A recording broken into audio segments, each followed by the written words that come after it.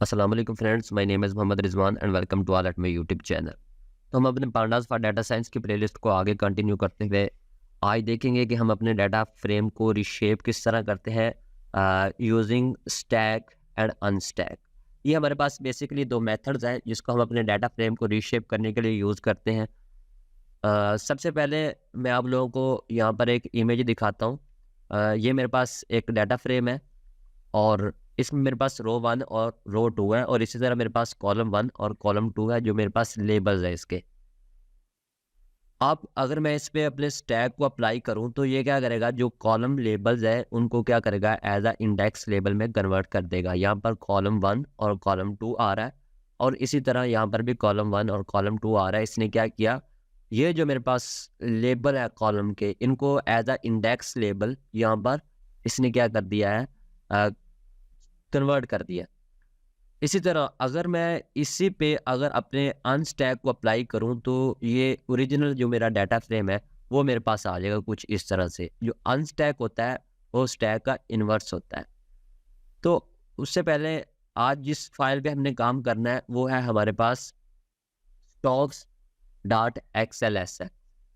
इसमें मेरे पास प्राइस और प्राइस टू अर्निंग रेशो ये मेरे पास हेडिंग है और जो दूसरी हेडिंग है वो मेरे पास कंपनीज के नेम है, जिसमें मेरे पास प्राइस में फेसबुक, गूगल और माइक्रोसॉफ्ट है, ये कितनी प्राइस लगा रहे हैं, और उसके बाद इनकी जो अर्निंग रेशो है फेसबुक, गूगल और माइक्रोसॉफ्ट की, वो यहाँ पर बताई हुई है। हमने आज इस फाइल को यूज़ करना है और इस फाइल का लिंक मैं डिस्क्रिप्शन में डाल दूंगा और दूसरा जो हम प्रैक्टिकल करेंगे और उस नोटबुक का लिंक भी मैं डिस्क्रिप्शन में डाल दूंगा, तो वहाँ से जाकर आप इसे चेक भी कर सकते हैं।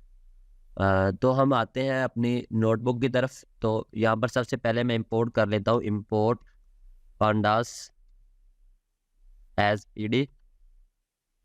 उसके बाद मैं यहाँ पर अपनी फाइल को लोड कर लेता हूँ। तो ये मेरे पास जो डाटा फ्रेम मेरा कुछ इस तरह से नज़र आ रहा है।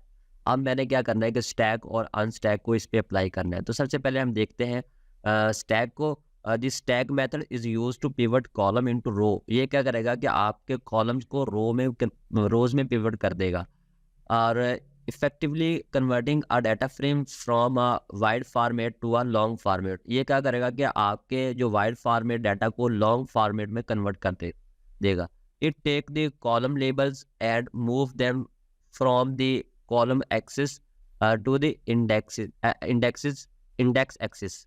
ये क्या करेगा कि आपके कॉलम लेबल्स को आपके इंडेक्स एक्सिस में कन्वर्ट कर देता है।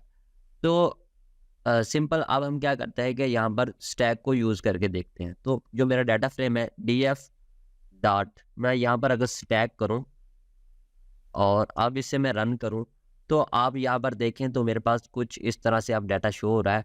जो मेरे पास लेबल्स थे कंपनी के नेम्स, यहाँ पर मेरे पास फेसबुक, गूगल और माइक्रोसॉफ्ट यहाँ पर आ रहे हैं। और price, price to earning ratio और अननेम्ड जो मेरा यहाँ पर है, ये अननेम्ड प्राइस और प्राइस टू अर्निंग रेशो ये इसी तरह शो हो रहे हैं। और जो मेरे पास जो कॉलम्स के लेबल्स हैं फेसबुक और गूगल और माइक्रोसॉफ्ट, ये कुछ इस तरह से मेरे पास आ रहे हैं। इस तरह जो हमारे पास स्टैक होता है वो काम करता है। ये बाय डिफ़ॉल्ट इसमें मेरे पास अगर मैं यहाँ पर इसकी डॉक्यूमेंटेशन ओपन करूँ तो मेरे पास इसमें हम लेवल्स भी पास कर सकते हैं।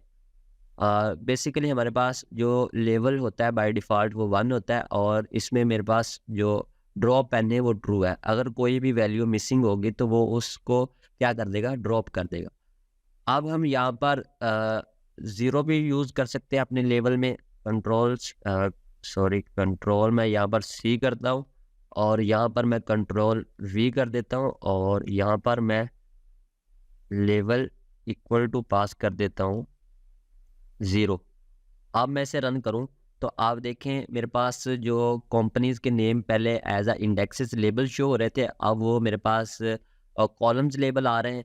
और दूसरा मेरे पास जो price, price to earning ratio और अननेम्ड मेरे पास एज अ इंडेक्सेस लेबल अब आ रहे हैं। इस तरह से मेरे पास जो लेवल होता है वो काम करता है। अगर आप लेवल 0 सेट करेंगे तो ये क्या करेगा, ऊपर वाले ये वाले इस कॉलम को सॉरी रो को लेगा और इसको आपके इंडेक्सेस में कन्वर्ट कर देगा। जब आपके पास बाय डिफ़ॉल्ट जो लेवल 1 होता है वो इसको पिक करेगा। इस रो को जो मेरे पास इंडेक्सेस है। इस तरह से हमारे पास जो स्टैक है वो काम करता है, और जो अनस्टैक है वो बेसिकली स्टैक का इन्वर्स है। जिस डाटा फ्रेम को आपने स्टैक के थ्रू रीशेप किया है, अगर आप उस पे अनस्टैक को अप्लाई करते हैं तो वो सिंपल क्या करेगा, आपका जो ओरिजिनल डाटा है उसमें कन्वर्ट कर देगा। तो मैं क्या करता हूँ कि यहाँ पर जो मेरे पास df डॉट स्टैक है, कंट्रोल सी करके मैं इसे कंट्रोल वी कर देता हूँ। अब मैं इसे रन करूँ तो आप लोगों को दिखाऊँ, ये मेरा डाटा फ्रेम है जो पहले भी मैं आप लोगों को बता चुका हूँ।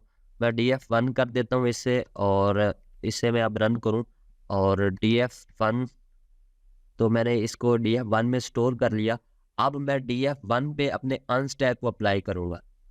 अगर df1 डॉट अनस्टैक, अब मैं इसे रन करूँ तो आप यहाँ पर देखें तो मेरे पास जो मेरा ओरिजिनल जो मेरा पास पहले वाला डाटा है वो आ चुका है। इस तरह से हमारे पास जो स्टैक और अनस्टैक होते हैं, ये जो बेसिकली 2 मेथड्स हैं वो वर्क करते हैं।